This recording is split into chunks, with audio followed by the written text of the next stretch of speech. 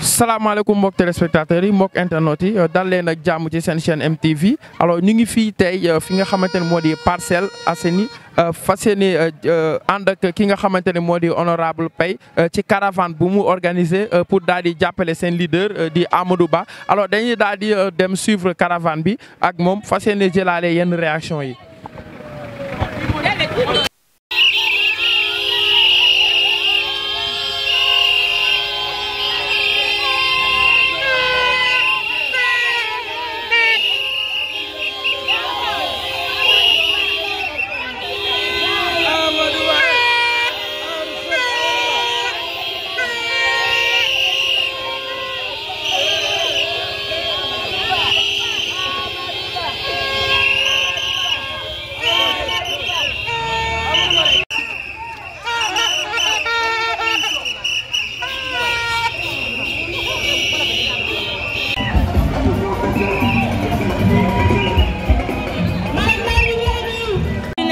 nekkin bu rafet monsieur Cissé monsieur Diop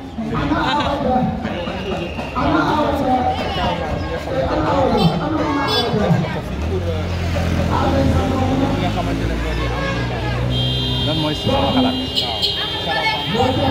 xanaa ànd ak yéen rek sànni leen carte rek loolu léegi mooy sunu xalaat loolu léegi ñu ci nekkee la quel doyen peut-être Madame honorable député. waaw suñu député la. waaw suñu député la de tous les temps. bu ñëwul woon sax. waaw moom la ñu àndal. dafa war a ñëw rek ñu jaar ñëw ak ñu koy elle met la forme sinon ñun. mais on a soutenu de père de famille yëpp de tout le temps moom la ñuy soutenir. muy tey muy dëmb on a toujours soutenu bu ñëwoon bu ma ñëw tamit moom la ñu àndal. déjà on était avec lui ci campagne bi dem nañ ànd ak ñun ci dëkk yëpp démb lañ jóge si wax dëgg fa yàlla li ñu gis ci àll bi li ñu gis Dakar moo gën a proche de ci ginnaaw ñu yaakaar ni premier tour lay jàpp 59% incha allah merci c'est la RSA renaissance sociale pour l'émergence ay ndaw Amadou Ba la moom la ñu moom mooy suñu député fii Soprim mooy suñu député Soprim léegi nag ba ma ñëwee na la moom moo ma jox tête de liste femmes yi moom mii moo ma ko jiital moom mii moo ma ko jiital te nag nit ku si nekk nag la mu liggéey fay la ko foog nga jàppale ko si ndax madame Paye ba ma ñëwee ba ma am dafa jëlee yóbbu ma si madame Paye su ko neexoon mu ne yàgg nañ te dikkul si man bu toogee ba léegi mu dikk si man dama koy bàyyi mu topp si ginnaaw mais daf maa jiital yëkkati poste jox ma. liggéey bu rafet Sénégal def ay infrastructure yoo xam ne pour mobilité urbaine bi defar na ay infrastructure ay école ay hôpitaux vraiment liggéey na Sénégal bu baax waaw li ñu soxla nag mooy pour continuer liggéey bi yóbbu ñu vers l'émergence. Amadou Ba doy na la si. ah doy na ma si rek am na expérience. li mu jaar ak li mu jàng il a beaucoup d'expérience. te réew kenn ku nekk ñoo xam ne am na expérience je suis désolé. membre fondateur yi ci la bokk nekk fii mooy jaay table bi am engagement ci Macky Sall boobu ba léegi di ñu ànd ak ñun di ñu gunge ci luñ ko woo mu wuyu luñ taxaw ci Macky Sall mu taxaw si moom moo nekk fii am fi tamit calebasse. 2008 ba léegi ma ñëw fii Soprim fekk fii kii may dem di ànd ak moom ñu boole ma ak moom waaw billahi wallahi Amadou Ba day gagné billahi wallahi day gagné. D'abord dama leen di nuyu di leen sant di leen gërëm di nuyu honorable di ko wàcc ci wàccuwaayam bon comme ni mu ko waxee ni nga ko waxee ñun ñëpp actuellement dañu nekk ci période campagne booba léegi bi campagne bi commencé ba léegi ñu ngi déggante di wax moom sax am na loo waxoon ndax ne moon dafa bëggoon ñu dajale notable yi nekk fii ma ne ko ak koor gi dina xaw a difficile parce que imam bu ñu jullee ba noppi day nekk ci jàkka ji ainsi de suite c'est un peu difficile l'essentiel daal mooy boo ñëwee daal ñu dugg ci quartier bi daal ñu xool nan lañ koy defee mais c'est une bonne initiative comme ni mu ko defee parce que période bi campagne bi ñëw koor gi il faut ku nekk ak sa stratégie yaay xool ni ngay defee ba alors ba atteindre le maximum de cible moom nag aussi nii mu ko defee c'est une bonne chose parce que bi ñu commencé ba léegi bon je crois que mooy deuxième personne moo fi gisagul donc alors dañ koy accueillir à bras ouverts di ko di ñaanal candidat am alors lii ñu dugg ñoom dañ ci ñu dugg ci bisimilah rahmaani rahiim mi génn ci ak alhamdulilah rabbil alamin te yàlla may leen ci ndam lu weesu seen njortu.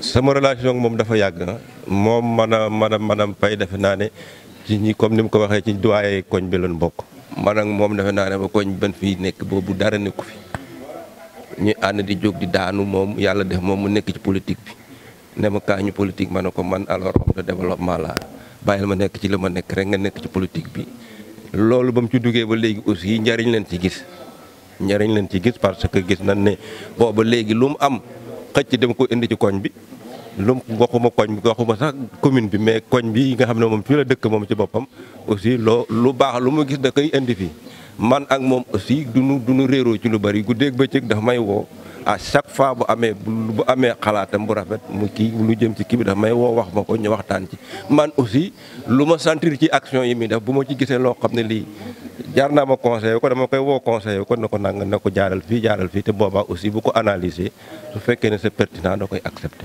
ci loolu la ñuy dox boobaak léegi man ak moom ça fait des années bon bientôt 20 ans ñu ngi ci koñ bi man ak moom defe naa ni dox ci jàmm ak salaam te dañuy ñaan yàlla ñu continuer ko.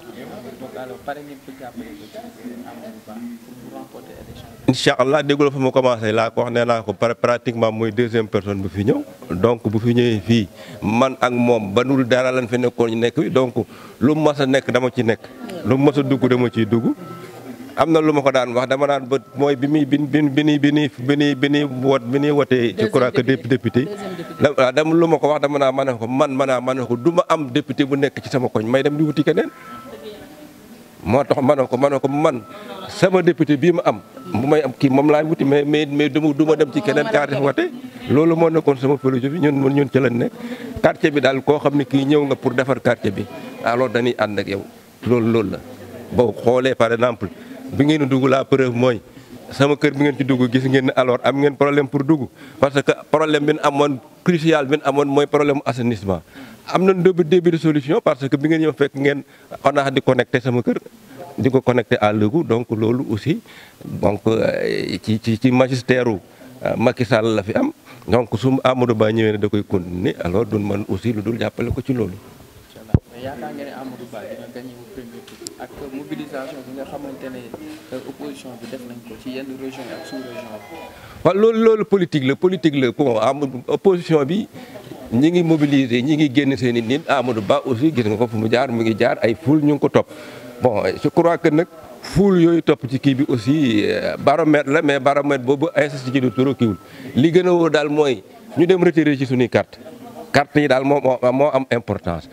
boo amee ñoo xam ne ñi am nañ ay carte ñoo xam ne nan la koy woteel daal ñooñu moo ëpp importance mais foule bi moom ni ko opposition bi amee la ko Amadou Ba amee donc espérons que alors signaux yii ñu génn nga xam ne alors surtout ci fan yu mujj yi alors foule yi ni gis ñu koy drainer je crois que ak temps bi sax kon nañu ko def ñaanun yàlla dem ay deuxième tour parce que nan bëgg nañ balaa Macky Sall dem mu jox ki gagné mu jox ki koy wutu réew mi. yeneen candidat yi nga xamante ne aussi dañoo daal di bàyyi daal di dem ci côté ki nga xamante ne moo di Diomaye est-ce que loolu du porter préjudice ci candidature non bon man ci sama gis-gis mënu ko porter préjudice parce que Amadou Ba ñu ànd ak moom danoo ànd ak moom yàgg na.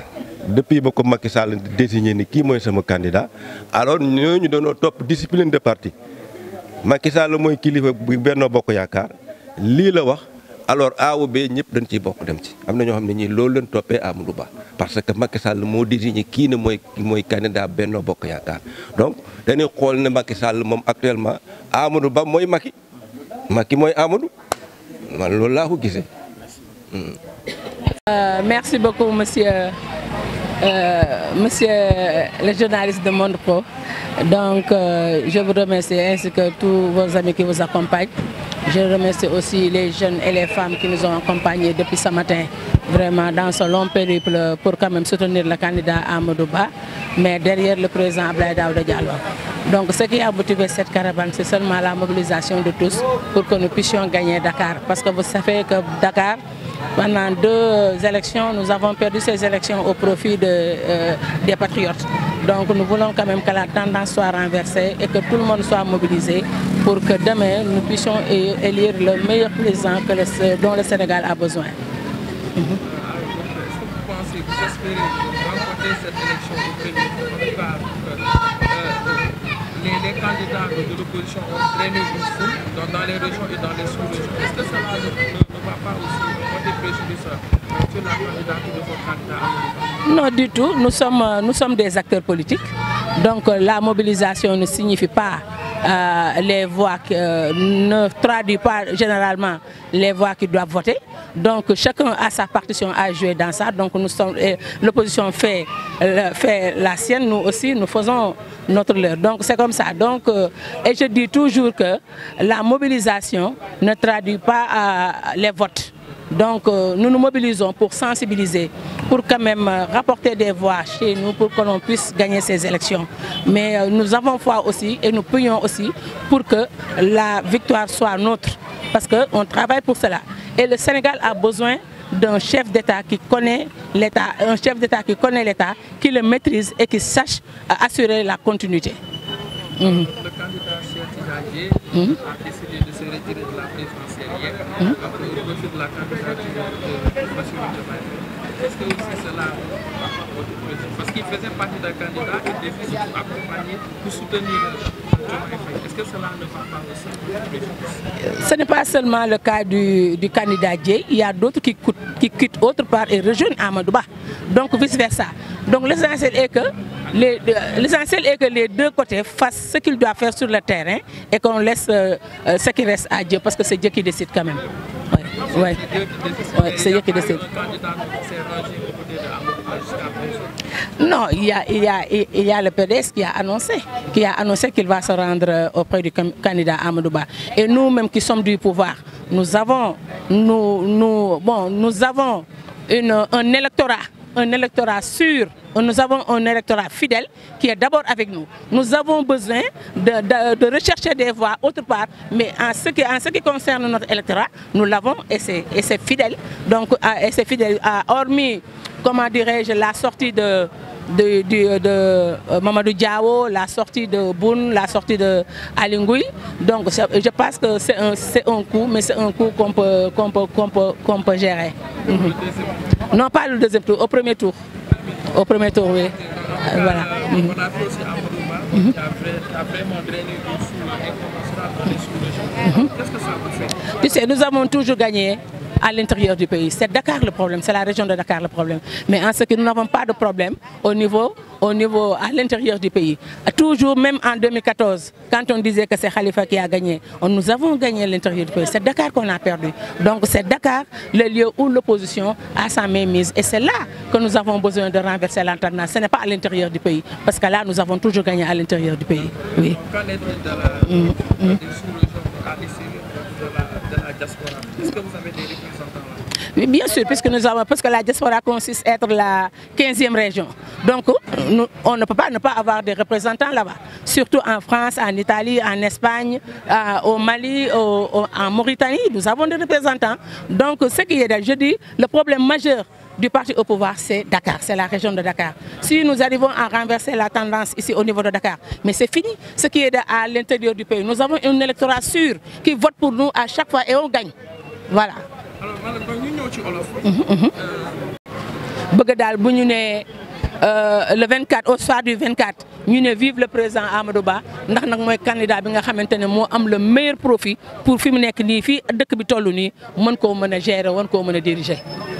yaakaar nga ne Amadou Ba dina gagner premier tour parce que tamit gis nañ opposition bi macha allah ful bi ñu drainer tamit donc est-ce que loolu aussi bokkul ci li porté préjudice ci candidature Amadou Ba dermel tamit ki nga xamante ne moo di Cheikh Tidiane Dièye daal di bàyyi daal di fas yéene ki nga xam jàppale ki nga xamante ne moo di Diomaye président est-ce que aussi loolu bokkul ci li porté préjudice. waaw li ma la fàttee wax sax sànq bi may wax français dafa jël sama tour dafa ñëw sama xel ba pare après dem mooy ne. Ki ñëw fekk ci Amadou Ba ba fas yéene ko jàppale fii mu toll nii moo ëpp juróom-ñaari Ablaye Dieye moom ngay wax muy Ablaye Daouda Diallo moom c'est une valeur sûre c'est un électorat sûr boo xamante ne dama ko fàtte wax sànq en français c'est un électorat sûr boo xamante ne moom bu ñëwee dellu si Amadou Ba ñoom il forme le duo gagnant ñoom il forme un duo boo xamante ne nii kenn mënu ci dara benn prêt peñ mënu ci dara waaw moom ndax la bu dul dara rek moom fa mu dëkk di Bokk Jalibé di Podor les 22 communes qui sont là-bas moom moo ko maîtriser 4 la ci maîtriser mais yéen a moo ko maîtriser kon ku mel noonu am nag lu mu am Dakar par rapport ak ñun ak les conseils spéciaux yi nga xamante ne ñoo nekk Dakar di ko jàppale ak yenn responsable yi nga xamante ne nii ils sont de la première heure les authentiques comme ni ñu koy waxee ñu koy jàppale donc moom bu nekkee un plus sur Amadou Ba je pense que la victoire est assurée au premier tour waaw.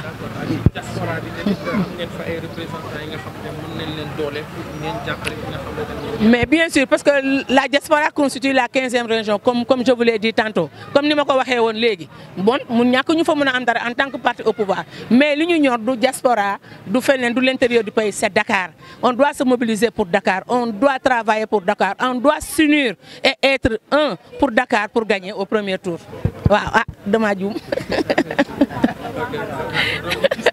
donc vraiment mobiliser Amadou Ba def na mobilisation bu doy waar ci suñu région yi alors donc loolu aussi lan mooy sa gis-gis fekk yaa ngi jàpp. xam nga Sénégal dafa nekk un miroir à l'extérieur que ça soit à l'international wala mu nekk dans la région ou la sous-région ñun royukaay lañu tey ji boo gisee pays bi président Macky Sall déroulé.